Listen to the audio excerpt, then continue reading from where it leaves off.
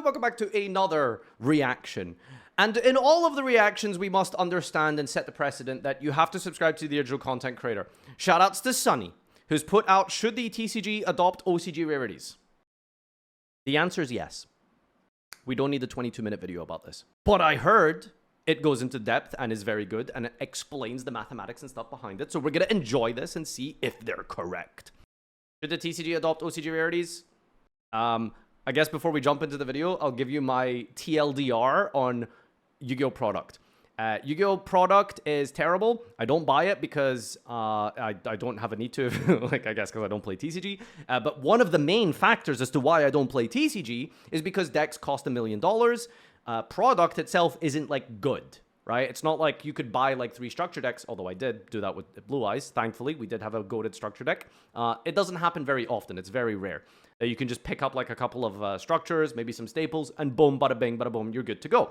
I played Blue Eyes for a couple of months at locals and had a blast. But for the general life cycle of Yu-Gi-Oh, you have to spend hundreds and hundreds and hundreds on a new deck. Product itself isn't very fun to open because you're essentially gambling. It's just gambling for children. It is literally just what it is. It's terrible. It's a horrible practice. I genuinely despise it. You don't get like all the cards you need from a single box. The rarities, the high rarity cards you pull is always like a coin flip and how disappointed you feel. Did I pull the right secrets or did I not pull the right secrets? That's how it feels. All right, let's get into this. Since the release of Duelist Advanced, there's been a growing concern in the TCG that boxes are consistently unable to retain MSRP pricing, and it is primarily because the sets are far too bad to open. It's a dilemma that's incredibly difficult to solve because preserving the interests of both the players by making cards affordable and the interests of local game stores by making product valuable appear to be zero-sum. Now, it sounds like on the surface that boxes being cheap is good, but the amount of money that a store purchases a booster box for means that, due to the distribution price and the number set by probably not Konami per se, but I think they probably set an MSRP technically by some extent, but the distributor having some kind of take on it or direction onto the price of the product basically means TLDR, if a store sells boxes, they make losses. Boxes are too cheap.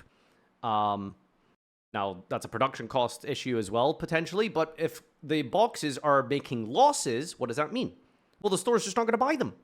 Why would the shop buy a product that's making them negative money? So what happens long term, stores stop buying Yu-Gi-Oh product. They stop running Yu-Gi-Oh events. Yu-Gi-Oh dies. Genuine issue, huge problem. That's been happening for a while now. So what's the solution? Sunny's going to tell us. As a result, the TCG adopting OCG rarities is a discussion that comes up frequently and is often considered one of the leading ways to fix the issue of card prices. I think if the TCG adopted both OCG rarities and ratios and the game did not die soon after, it would be better for the game's longevity overall. However, it is unfortunately an unsustainable model for Yu-Gi-Oh! In the West, and stores would be unable to survive the transition. The main reason is that there aren't enough casual players. Well, that's a big statement. Okay. The OCG model would not be sustainable in the West due to lack of casual players, etc. All right, let's see where this goes. Or collectors in the West, and as a result, there aren't enough players who will buy products at a consistent and significant loss. I think this opinion has a lot of pushback, mainly because Western players do not know exactly how... Say that again? I think this opinion has a players. The reason is that there aren't enough casual players or collectors in the West, and as a result, there aren't enough players who will buy products at a consistent and significant loss. There isn't enough people who would buy product at a significant loss. If you buy product now, you're already buying it at a loss. Most of the time. Statistically, right? Is that the right word he's using here? But the whole point of the OCG rarity model is like when you buy a box, you're not making a loss. You're pulling good cards, right? Like that's the whole point. Like OCG boxes are good because what you pull, you can generally get your value back, right? Like I'm pretty sure is the model over there. You do lose, that's wrong. I mean, we're losing now, right? Like, you buy TCG boxes now, you're losing anyway. Like, you're losing harder, if anything. Like, have you ever opened the box and you open the wrong secret rares and it's worth, like, you get, like, $10 value from a $60 purchase? Let cook. I think this opinion has a lot of pushback, mainly because Western players do not know exactly how inexpensive cards are in the OCG. First, we have to go over how current stores get product in the TCG. Stores order sets from distributors about 5 to 6 months before the set is released. This means they have to order sets even before the cards are leaked in the OCG, so they have no idea if the set is good or bad. They can make educated guesses. For example, duelist packs are usually bad and deck build packs are typically good, but not only is that not always reliable, but they are also heavily incentivized by distributors to buy every single product. They're not forced to buy every single product, but they will be a lower priority for future releases if they don't end up buying them, which means... If you guys don't understand what this means, basically Distributor has set, Return of the Cock, right? You don't know what's in Return of the Cock. It could be a meta-divining set. It could be the most broken, powerful deck in the history of Yu-Gi-Oh! Or it could be like a complete dumpster fire nothing, right? So stores have to put in their pre-order for this set months in advance before we even know what's in it. Now, the reason that's bad is you're essentially gambling as a store or a vendor. You're going to try and get as much value out of Return of the Cock as much as possible, but it could be a dud set. But if you high rolled, just like you would usually with deck build packs, because they have been, meta-defining decks recently, then you make your money back and profit. So that's not a great sustainable model per se. But yeah, that's horrible for stores. So you can choose to not get a certain set. But what that means is that for future product, your allocation, because there's limited amount of sealed product, there is an infinite, it's not like you put in your order and it's like 1,000 cases, please. It's not like a restaurant, okay? There's X number available and distributors have a degree or sense of loyalty. I don't know if it's like actual contracts that they have set up, but if they have a certain vendor or a certain store that regularly buys hordes and hordes of product from them, they're going to prioritize that store's allocation because they're the one making them money. They're not going to prioritize a store or a vendor that's buying from them on and off, kind of wishy-washy, sort of like, I'm going to skip this set. Give me 1,000 of this one. Give me like 2 of this one. So they're just going to prioritize like the ones that are giving them consistent business is what this is basically translating to in normie terms. Stores end up having to buy a lot of bad sets. If the product is good, then they can make a lot of money, but that assumes the product has good expected value. If the EV is low on sets, then people will not buy them. We can look back at any bad set in the TCG, whether that be Hero's Revenge, Duels from the Deep, or Duels Nexus. Not only are some of these sets still on shelves today, but even the box price on websites such as TCG Player goes down when a set is bad. You may be thinking, that doesn't make sense because the OCG also gets bad sets, but the dilemma is that the good sets in the OCG would be considered bad sets in the TCG in terms of expected value if they adopted OCG rarities and ratios. So why does any of this matter? What do OCG rarities have to do with the expected value of a set? I don't know if I should pause here because it seems like he's going on to a new point here. But I think ultimately this is kind of coming down to like OCG boxes are bad to pull from, quote unquote, because of the actual monetary value that you get from them is almost always a loss. But that's already the case in most boxes in TCG. However, I guess it's less of an issue in OCG because opening boxes there is good, right? It's like a fun activity. In TCG, I don't know if it's maybe like a cultural difference between how we open our boxes, but it really is just a case of like, when I open a box in TCG, I'm just firing through as quick as I can to find the secret rares and see if I've plussed on them or not. In OCG, however, like you get potentially high rarity cards that you're looking for because every card is available in every rarity. So like, you get value from that. There's actual like pound for pound, you're getting better cards in OCG. Even if they're not high value, they're still like good cards. OCG packs have less cards in them. There's less bulk in OCG boxes. There's less, what is it called? Churn, I think.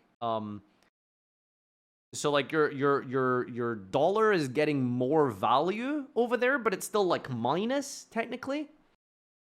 It's so cringe. You can mostly skip every pack and just look at the 2 with the secret. Yeah, exactly. Chaff, I think. Yeah, I think that's the term. Well, the reason sets have any expected value is because there are cards that players need and they are not easy to pull. The OCG doesn't have that problem, which means sets from a financial perspective are completely worthless to open. However inexpensive you think our cards are, they're most likely even less than you think. This is a massive problem for the stability of local game stores. I'm going to be using the most recent set, Duelist Advance, as an example, and the prices come from Jihuanshe, which is my country, China's TCG player equivalent. Prices across the... Well, I guess I gotta understand why it's doing so well over there. Right? Like, it's completely worthless for stores? Well, why are they still selling it then? TCG are not always uniform, but I would say in general they tend to be pretty similar. China and Japan usually have almost identical prices, for example. These prices on screen right now were from release day, which means these are the peak prices for the low rarity copies of these cards. So Leo Gold peak price is 38 yen, right? So 25 cents. Oh, is that yuan? Sorry. Oh. $5? Is that not reasonable? Is that not a reasonable price? The price is displayed on screen. Wait, hold on. That's secret rare? Is that what that means? SER? Are in yuan, but I'll convert them to US dollars because it's easier for most people to convert US to their own currency. I'll go over the ratios first. With Duelist Advance, they changed QC SERs to PSERs, or Starlights as I call them in the TCG. For some reason, the ratios aren't super consistent for this set. So instead of 6 Starlights in a case of 24 boxes, you can sometimes get up to 8. So the ratio tends to be a bit more than 1 in 4 boxes. This got a lot worse because before, the +1 box topper pack you got in the box had 4 QC SERs in a case, and then they took them out of the +1 pack, which means it's about 10 QC SERs per case before, and then you just cut 4 of them. It doesn't matter too much in terms of actual value because the majority of QC SERs were bulk anyways, but it is still a negative. For Ultimates and Secrets, you could expect about 1 per box starting with Infinite Forbidden up to the current day, and then you would pull about 3 Ultra Rares and 6 to 7 Super Rares per box. This seems pretty good until you start to cover the actual value of the individual cards. First, we can cover Starlights. Unless you pull a Striker Starlight, then you don't even get your box back. Think about it like this. Holy Sue is the best non-splashable engine card in the entire game at the moment. It's played at 3 copies in the most popular deck that also has the best results, and even a Starlight copy of this card would not pay for 1 box on release. If your Starlight or QCR does not have any sort of collectability or is not incredibly splashable in multiple different decks such as Dominus Impulse, then it won't pay for your box. Even if you get lucky enough to pull a Starlight, it could easily... This is a game, not an investment. Cry about it. Well, the problem is that if you don't have an incentive financially to pull from a box, there's less incentive to buy the box. And if the box isn't selling, then the store won't sell it or invest in it from the distributor perspective. And so the game dies. So, like... yeah, to you, the player, it's fine, but, like, ultimately, like, it is a business. And if they are not making their money back on these things, then I guess that's the logic. And it is an investment for vendors, and you don't have vendors, you don't have a game. Exactly. Yeah. But isn't the fundamental problem there basically that, like, you just need to give a... It essentially kind of boils down to you just need to give players you need to give players a reason to buy your product that isn't expected value, right?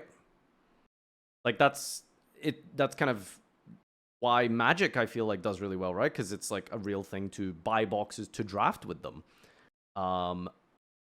You use boxes for multiple processes that aren't just like, you know, playing the best constructed standard meta deck. Magic has so many kinds of boxes per set also. Magic is for smelly people, noted, okay. But yeah, I mean, like, ultimately, like, it is a correct point that people aren't going to buy boxes if they aren't getting their money's worth. But you just have to find a way to sell product to people that isn't based off of financial gain. Because, I mean, principally, conceptually, boxes are not...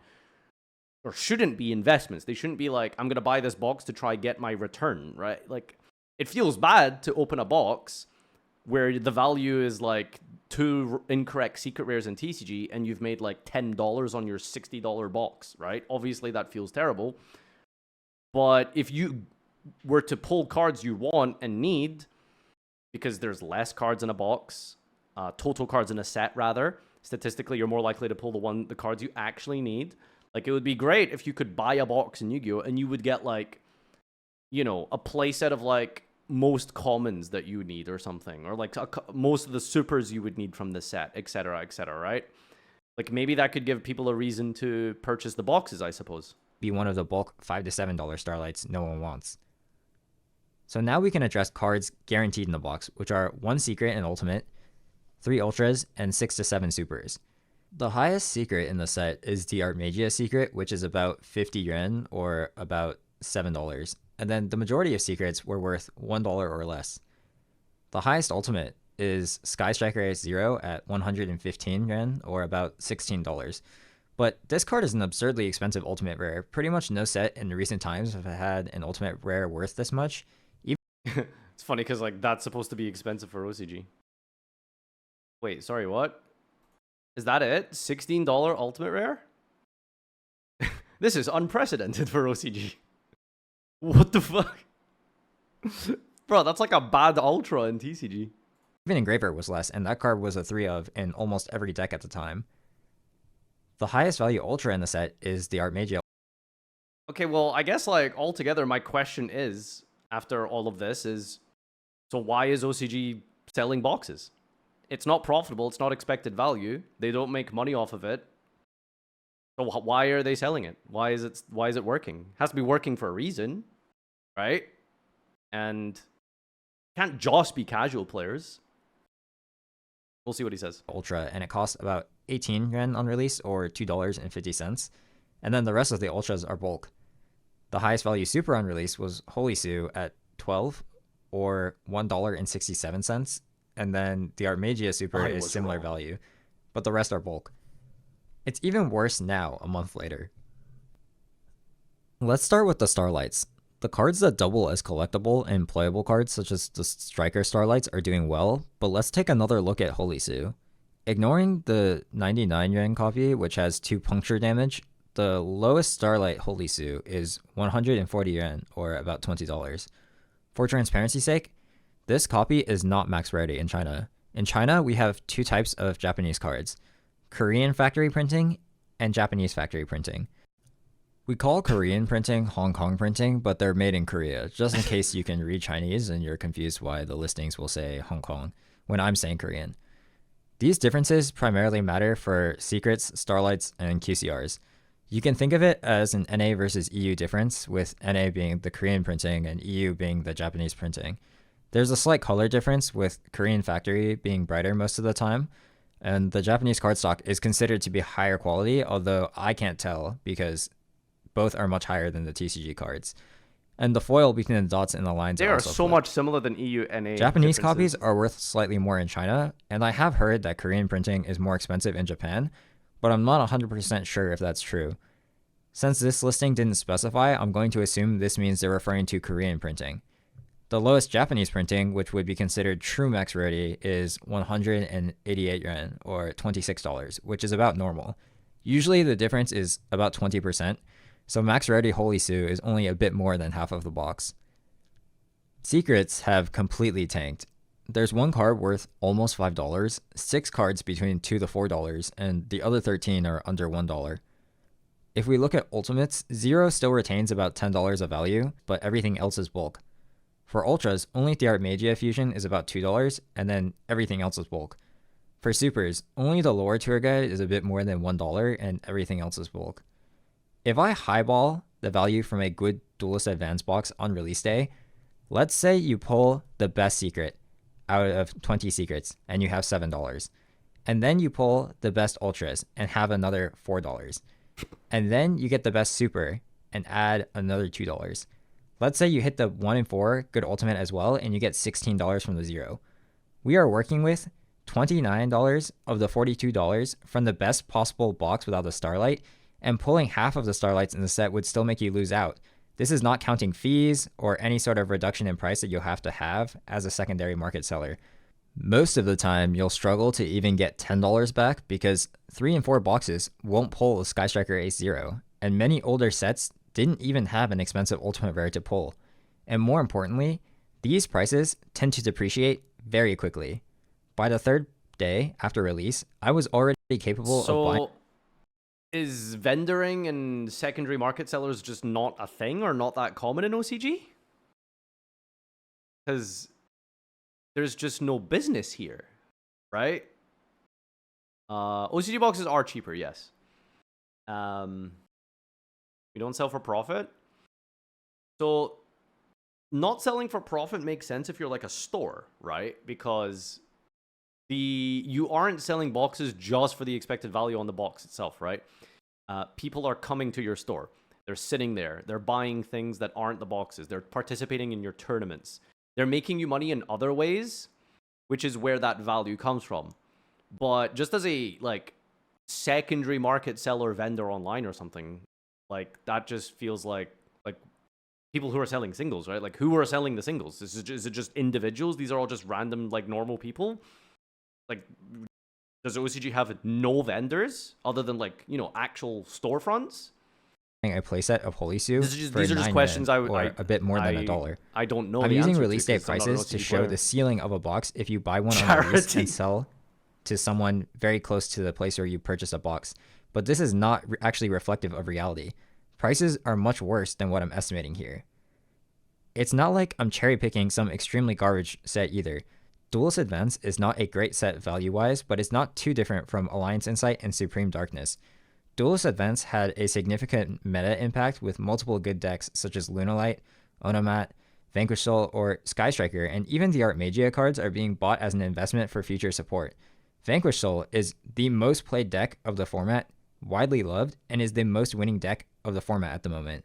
Striker is one of the most popular archetypes of all time, and this support makes it meta for the first time in years. Duelist Advance is also the newest set before the World Championship qualifiers. You can check the Asian markets yourself. If I had selected any of the older sets, it would not look much different, except for Rage of the Abyss.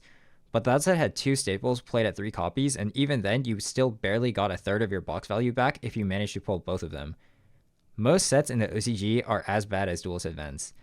Lower rare.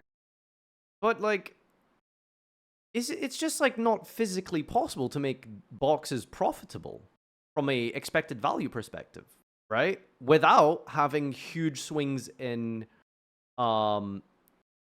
your pulls, right? Because you'll just end up in a situation where it's just TCG, where like you can get a box that is like double like what you paid for, like insane value, or you could get a box that's like a literal toilet roll. Do you know what I mean? So like on average, I guess it averages out, and if you're a vendor, you're buying thousands of product, right? So naturally, it kind of balances itself out. But like, I don't know, it's weird because yeah, it feels like maybe OCG is kind of working from an expected value perspective of not monetary value, right? Like the value you're getting as an OCG vendor isn't in like the card value itself. It's the fact that people come to your store, people come and sit there. They buy things, they participate in events, they take part in tournaments, right? Like that is where the profit comes from, I'm assuming, right? It's not from like the selling the cards. The cards are basically advertising in some way, if you think about it, right? Like I assume is what their model is. Rarity cards do not have value in the OCG with few exceptions, and for a box to have solid EV, you need multiple cards with value that you can consistently pull. So the question is, would TCG players buy this product? I don't think they would buy this as much as the current boxes they have in the TCG already. You can say more rarities makes the product more fun to open, but if the value isn't there, then it's hard to imagine they would buy more boxes. They would probably just buy more singles, especially when buying singles online is already so easy. Unless you live in Canada, I guess, but then you have to pray someone on DNK has your cards. Maybe the TCG could just copy the rarities and not the ratios, but that defeats the primary purpose of OCG rarities in my opinion, which is to make the game more affordable. Some people cite Rarity Collection as an example of OCG model working in the TCG. Rarity Collection is not the OCG model. it might have OCG rarities, but those are special sets for us as well. Rarity collection would be more similar to our quarter century art collection or Pride and Unity sets.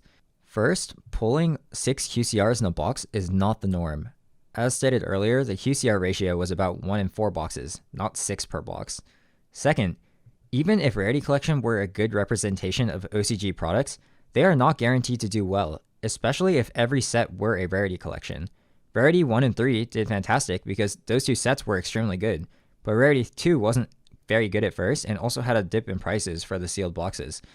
I mean, I'm friends with a vendor, not a store, not a fancy website type of brick and mortar OTS, just an online vendor, and they told me that rarity collection is like Christmas every time it comes around.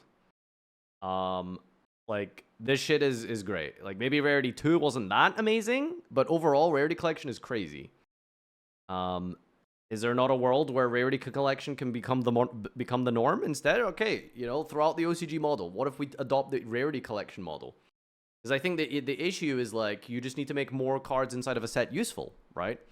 And if you're releasing core sets that have new cards, you can't make every new card that good, right? Which is why I've suggested like core sets should contain reprints. I don't think core sets need to be 100 new cards.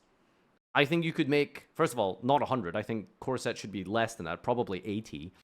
And I think a significant portion of that could just be reprints, maybe, right? Like would that not be a way to like potentially make core sets more value? It's not like if you implement OCG rarities, people are just guaranteed to buy the set. You can even say Rarity 2, which was one of the worst rarity collections, did well, but that's also because rarity collection is not the norm. If every set were rarity collection, people will not be mass buying bad sets just for rarity collection ratios. Furthermore, rarity collection is also heavily skewed toward QCRs. Almost everything under a QCR will not hold much value, which is a big problem because that means that your box value is almost entirely on 6 cards. For every great QCR such as seals, there's going to be 5 bulk QCRs such as Twin Twisters that can't even return what you paid for one pack. And it gets even worse because there's a finite amount of good staples that can be reprinted in the first place. I'm not saying TCG boxes are excellent. It's like not the greatest card, Twin Twister, but like if the lowest rarity Twin Twister, oh wait, no, that's secret rare. Never mind. Value, in case that was confusing. It's just that OCG boxes are worse value. You're not supposed to make your money back from boxes or else it wouldn't make any economic sense. EV on TCG boxes is much better than the OCG on average. The only set I can think of that was close to returning your box was maybe Crossover Breaker on release if you managed to buy it for retail, and you also pulled 0 Ryuge cards. In the TCG, if you pull the best meta cards, you can get a large portion of your money back on your box.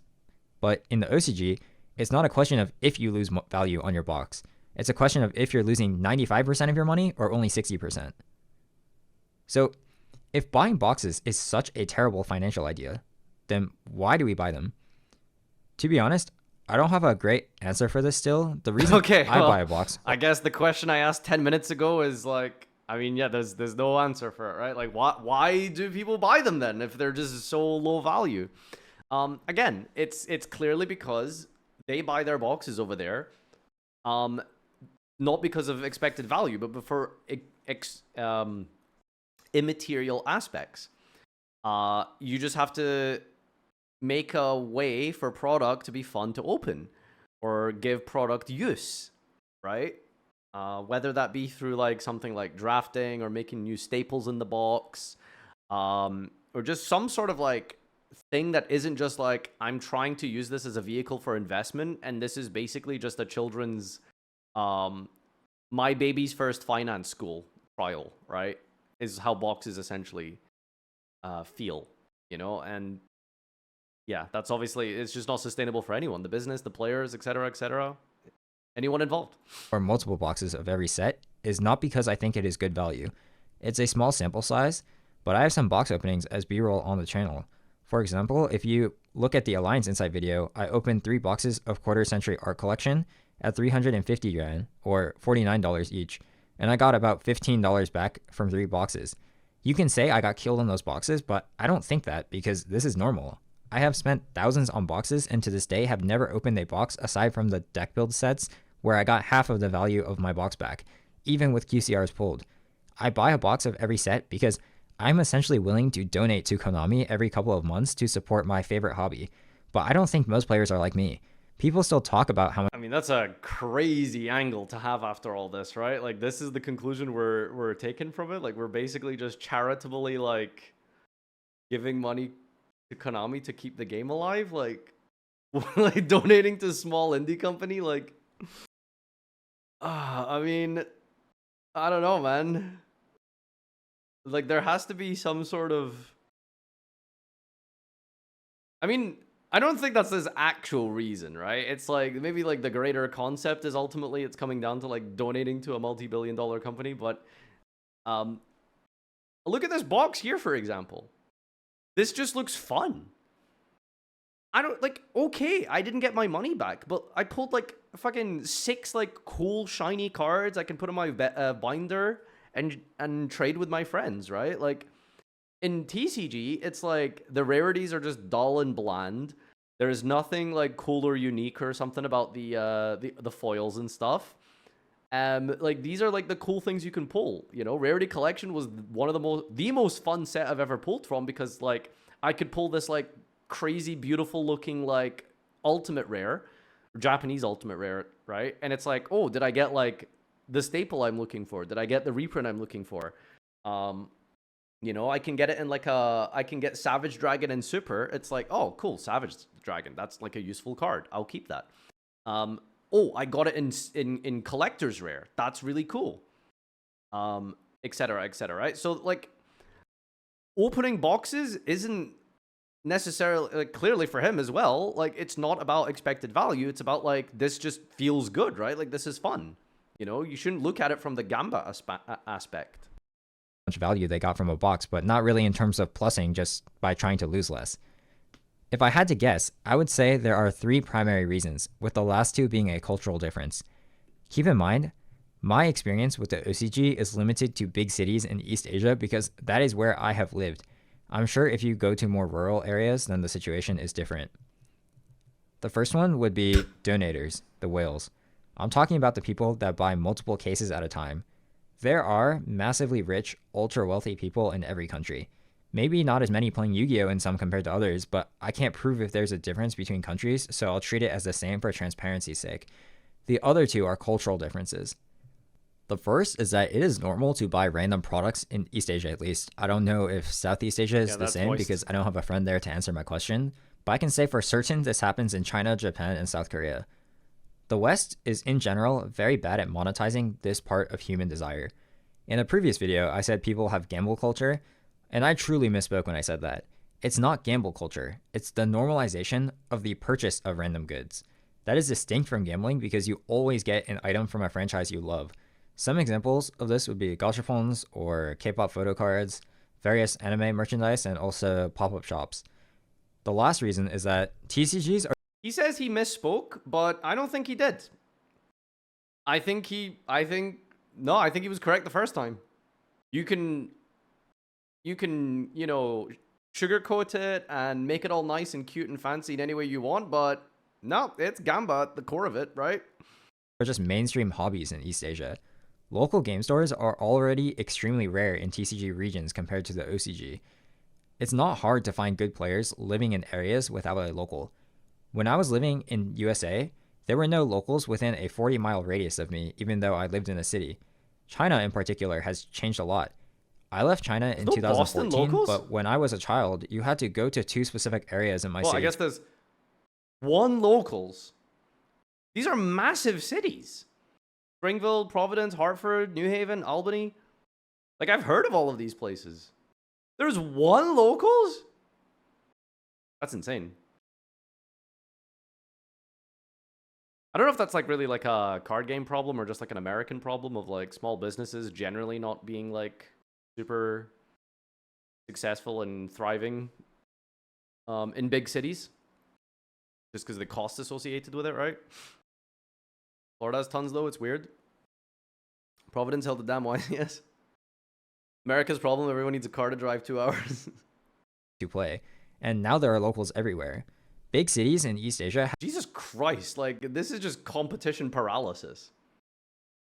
Hey guys, when should we host our Yu-Gi-Oh! Weekly night? Oh, I don't know. 9 times a week? How much is this? 5, 8, 9, 10, 11, 12, 13 locals? In like a 1 mile radius? Like, you could literally go to one tournament and then walk over to another store and enter another tournament. That's Akibara, though. That's like card game mecca. I mean, yeah, that's true. Why do you need a local in each city block? Have a very high local density, as in 20 or more locals within a 30-minute metro ride. The Plaza I...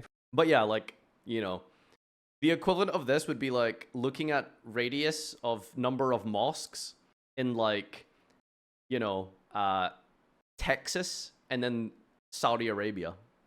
It's like, well, yeah, you know, there's gonna be more in one of them, probably, right? It's Akibara. personally go to has over a dozen This locals actually in seems that low mall for alone. Akibara. And to my Yeah. knowledge, there is nowhere in the entire West that has that.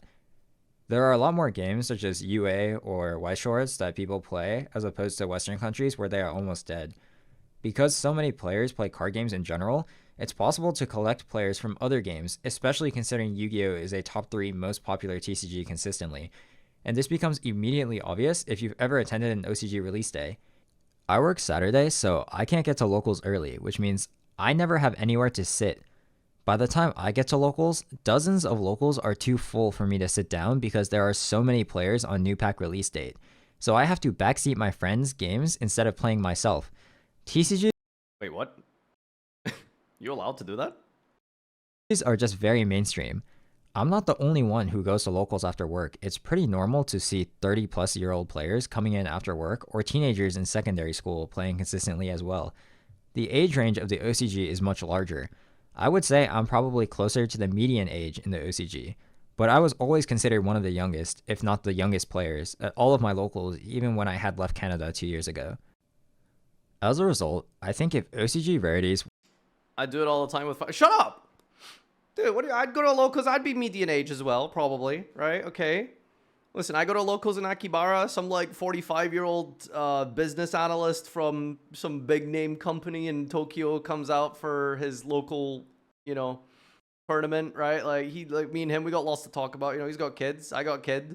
You know, we got lots to talk about. Yeah. were implemented in the TCG, this is what would happen. OCG rarities... I mean, I'm looking at this and my mouth is salivating. This is what would happen. Is this what you want, America? Is this what you want? $9 impulses? Yes, GigaChat. would cause box prices to go down. Then, a lot less people would buy boxes. This causes stores to lose a lot of revenue and thus either shut down or stop supporting Yu-Gi-Oh!, which would lead to the eventual death of Yu-Gi-Oh! Locals in the West.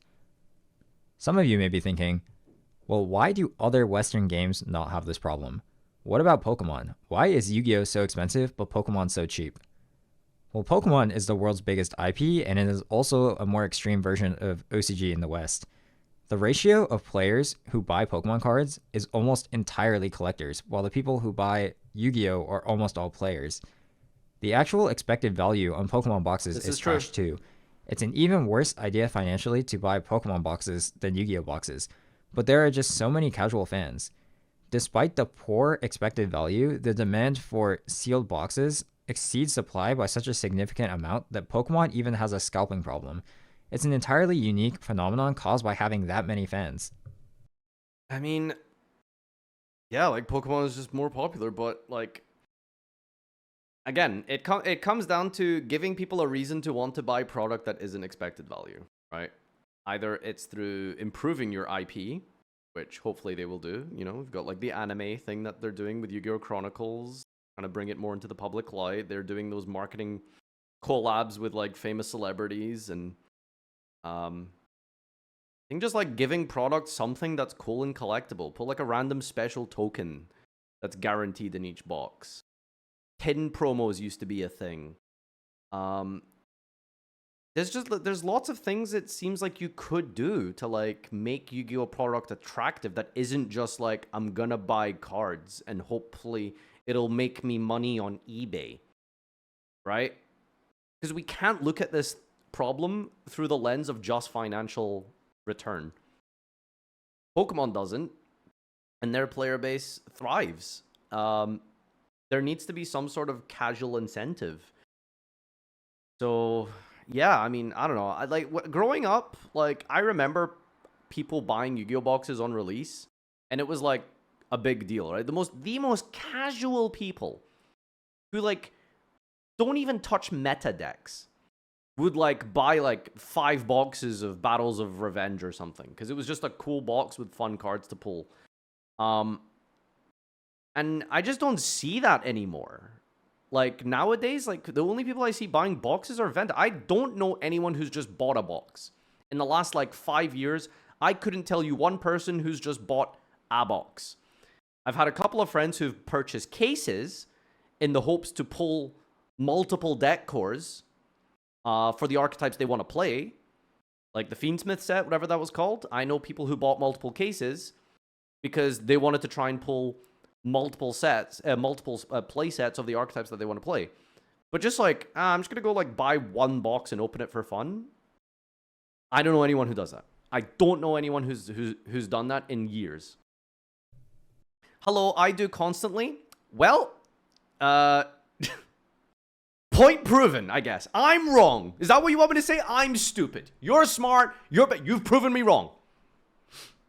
Finally, I just want to go over 3 potential solutions that are brought up and why I don't think they will work. The first one is TCG player purchase limits. A TCG player limit will never be implemented in real life because TCG player would just be losing money, but it is something that is implemented on other online platforms. This is a change that would primarily affect the United States. Some expensive cards aren't Konami's faults. Historically, cards in decks will be... Buddy, expensive cards aren't Konami's fault? Buddy, the creator of the company decides the ratios and rarities of the cards. Come on. Expensive due to the substitution effect. Sure. Secondary market investors will buy everything that doesn't have a reprint for any deck that will be good. Think about Rosin or Attract or Small Noir after reprints for their archetype. If Konami reprints almost everything in a deck, people will still just buy up everything that isn't reprinted. The way it works in China is that you cannot buy more than... But isn't that profitable? Like, that's still profitable, right? Like scalpers, right? Like, ultimately, it doesn't matter who buys your product. What matters is, like, it's being bought from a business perspective, right? Financially. Like, all that matters is, like, someone is buying it, right? So the company's making money, right? Capitalism is the problem. Whoa, we're not ready. We're not ready to have that discussion, okay?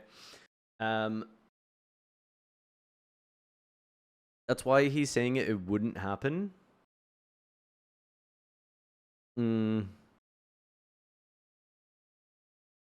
But right, okay, right, sure.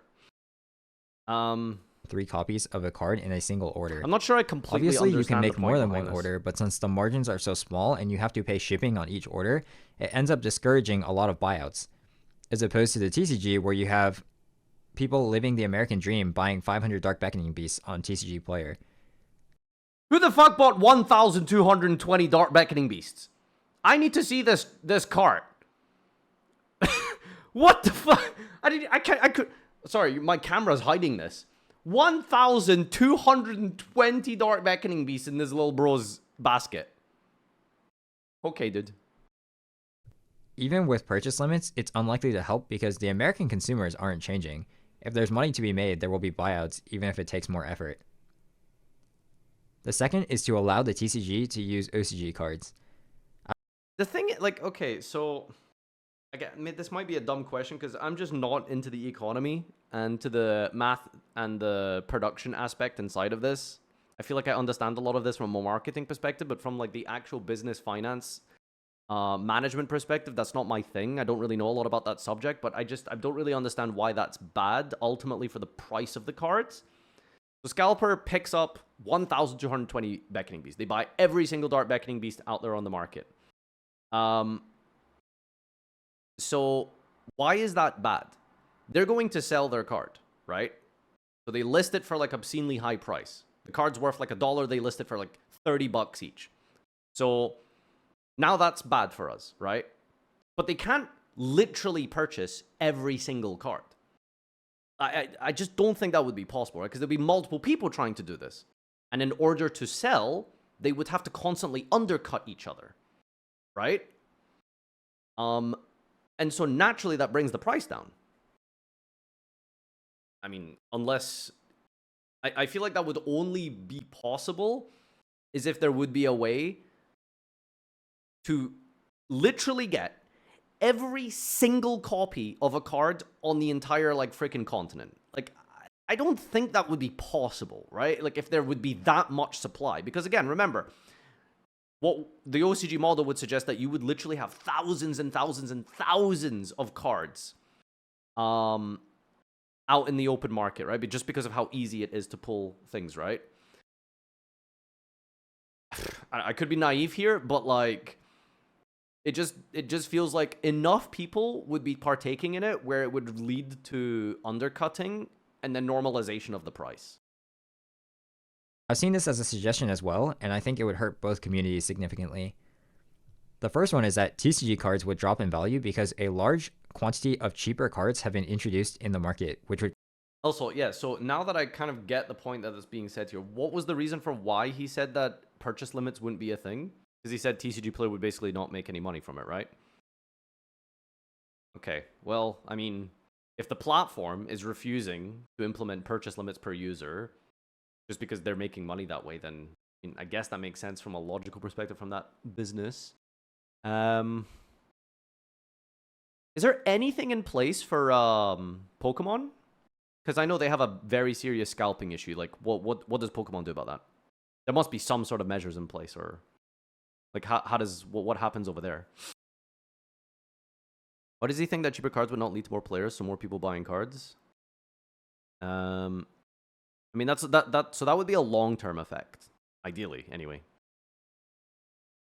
They don't know the OCG product plummets so hard that most of my LGSs don't do Yu-Gi-Oh anymore.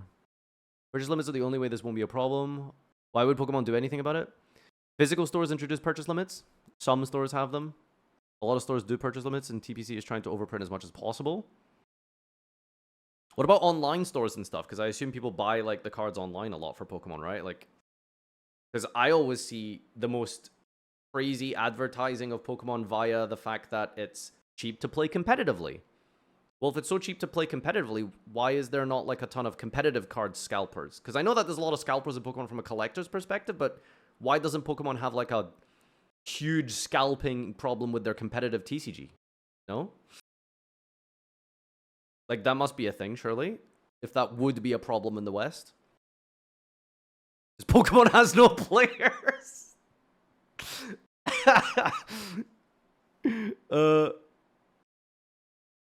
Competitive cards are all cheap as fuck. Staples are all commons. Pull rates is a big thing for Pokemon combined with mass openings by large collectors.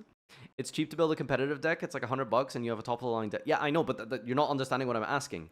So because it's so cheap, why are there not scalpers buying out all of these super cheap competitive decks and then reselling them for $500, basically?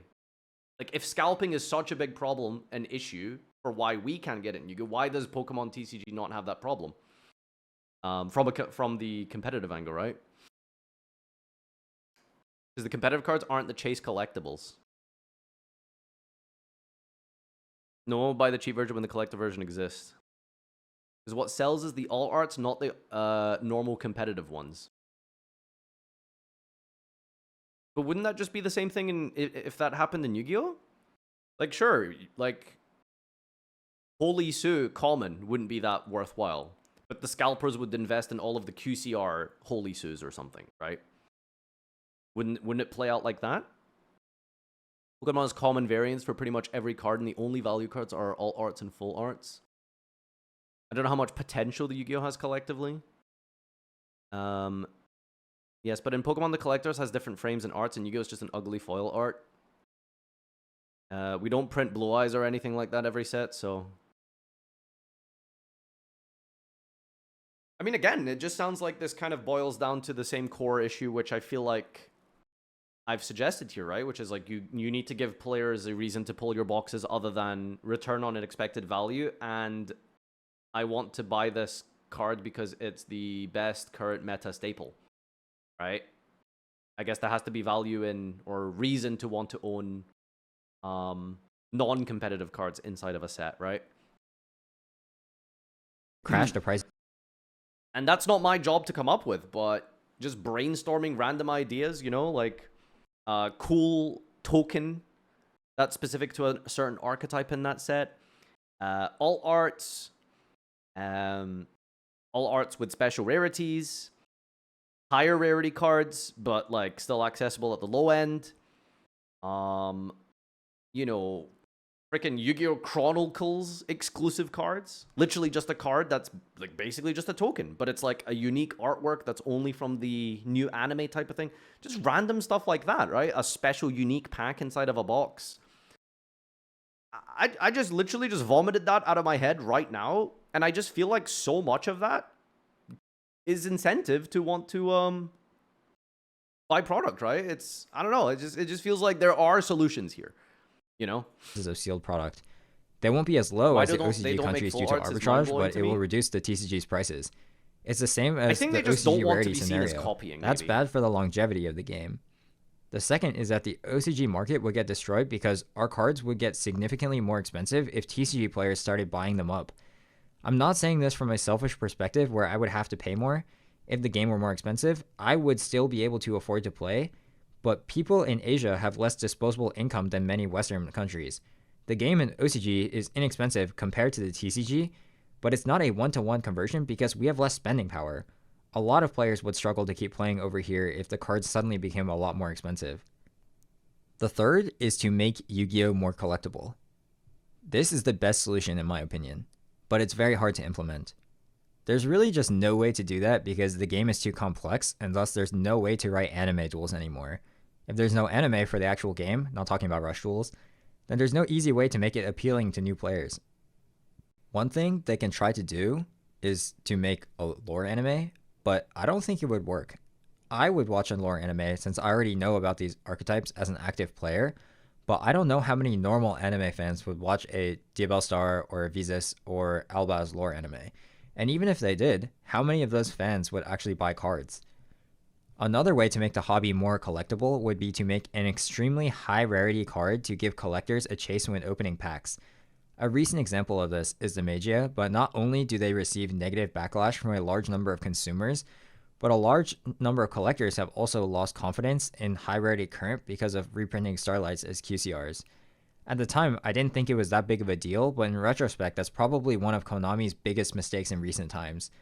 Personally, Ghost Rares and... Listen, I'm never gonna defend, like, rich people. You know me. But, like, reprinting QCRs, or rather Starlights as QCRs, huge mistake. Because we saw from the example that he gave for the OCG, right? Like, whales do keep the game alive. And the biggest whales in Yu-Gi-Oh! Are the collectors, right? Like, let them have their stupid high rarity expensive cards. We don't give a shit. We literally don't care. All we're interested in is being able to buy decks for cheaper. To have deck cores that are accessible for the average person. I couldn't give a shit if, like, some dude has, like, you know, the ultimate fucking Exodia Turbo dog-ass Holy Sue Come Rare. Fucking let them have that shit. I don't care, right? If someone wants to spend $2,000 for the deck-ass rarity, then fine.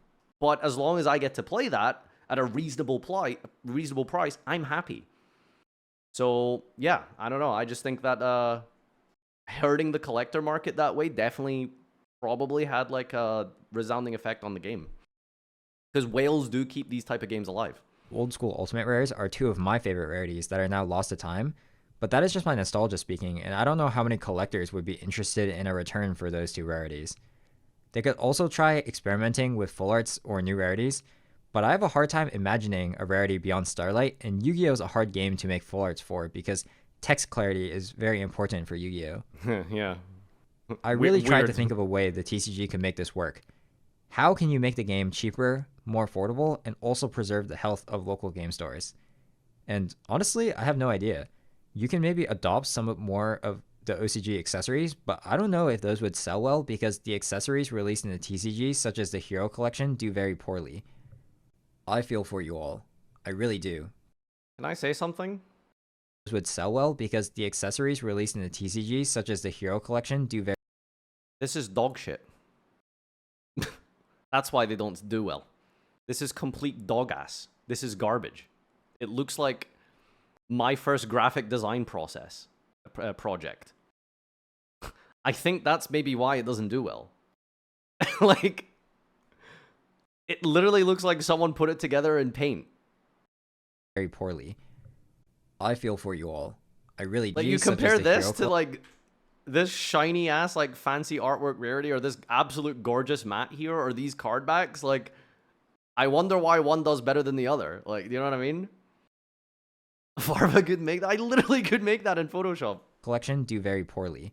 Like, this is nothing. It's literally just like, it's just the card art that's been stretched over like a template on Photoshop across, like, with the right measurements lining up for, like, the folds. Like, what is this? Like, this is nothing. Like, you know what I mean? And by the way, the quality is terrible. Like, if anyone has actually physically held, like, some of these binders and mats, it's garbage quality. Like, even just, like, the aesthetic aside of just, like, what even is this? It's just, like, the card art that they've just plastered on multiple times with all the cards. Like, the quality itself of these things is terrible. Like, they fall apart within weeks. The sleeves, they rip apart as you open the pack, basically. I swear to God, I've, like, opened, like, Konami official sleeves. Those things are unusable by the time the card gets into the sleeve. It's so cheap. I feel for you all. I really do. Because I returned to Yu-Gi-Oh! As a TCG player, and I've also bought $100 decks. I still have my original tier deck that got banned and is now worthless. I do not hate the player base, and Yu-Gi-Oh! Is my absolute favorite thing in the world. If cards were more affordable for everyone, I would welcome this change wholeheartedly. But I don't think adopting the OCG rarity model would be the way to do it. I think it's a good video. I think it's really well explained. I think it's mostly well explained, especially for someone from my perspective who, like, has no, like, in-depth financial mathematical understanding of the cause and effect of this. So shout outs to Sunny. But I'm just always suspicious of whenever someone comes to the conclusion that, no, actually, it's good that the company makes a lot of money. I'm not saying that's exactly the conclusion that he came to. But it does definitely highlight a lot of issues with, you know, just as simple as, like, should TCG adopt OCG rarity? If you just, like, copy paste it one for one, like, yeah, it's not going to work, right? Like, you can't just do it like that immediately. So that's correct. But you, like I said, you do need to, like, offer other types of alternatives to make product valuable that isn't just expected value, right? So I don't see how making product better would make them less money. Right, exactly. But making product better isn't just a case of make the cards more cheaper. It has to come with other things that work alongside of it. Okay, watch the bottom right. Jesus. Made this video at the end of May. As a result, the current price display in the video were from that time. The early July prices are even lower, but it didn't feel like it was worth including because tend to be lower than during the summer since it's after most people's competitive season. Thing for me is that I would buy random packs far more often if I had the chance to pull useful cards. This is, like, such an important thing that I thought that I didn't want to bring up because I felt like stupid thinking it. But if cards were easier to pull and product was just more fulfilling and enjoyable to pull, and I did have a chance at pulling, like, the cards I need, I would be willing to pick up random packs and boxes. Because right now, the chances of getting something remotely cool, not just playable, but just randomly cool, is non-existent. If you go into a shop and you buy a pack, like, you have such a small percentage chance of getting something, like, good, even if it's minus 95%. But again, like, he gave his example of, like, his pulls that he had here, for example. These cards are worthless, right? Correct? I don't care about the value of these. If I'm pulling cards that look like this and are cool and fun, I'd buy them. I randomly pulled a bunch of bought a bunch of random Rarity Collection loose packs for no reason other than I wanted some Rarity Collection loose packs. I bought them. I went minus, but I got like these really cool rarity cards. I got like a ultimate rare skill drain and like a freaking plat secret called by, you know, cards that are monetarily worthless, but it was just cool to have. Like, it was, I liked pulling them, you know? And yeah. So that's a good point. Like, if there was a chance that I would pull valuable cards or cards that I want or cards that just look cool, I think you would be more willing to just on a whim buy random boxes and packs for the average consumer. Cool card, skill drain. Okay. All right, buddy. All right, buddy. OCG Japan player, Duad was one of the few sets that ended up in discount bins within a month of launch from bad reception. The reason Konami Japan decided to introduce a TCG style rarity system and lock some cards out behind a 1 per box ultimate rare.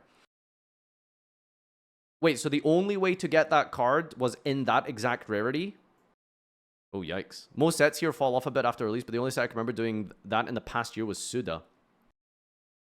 I agree, I don't think adopting the rarity system would fix the problem, but if they adopted the pricing and cards per pack amount, they might. Yeah, exactly. This is another thing that isn't... he didn't even bring up in the thing, by the way, but it's like so important that I think people need to hear it at every opportunity.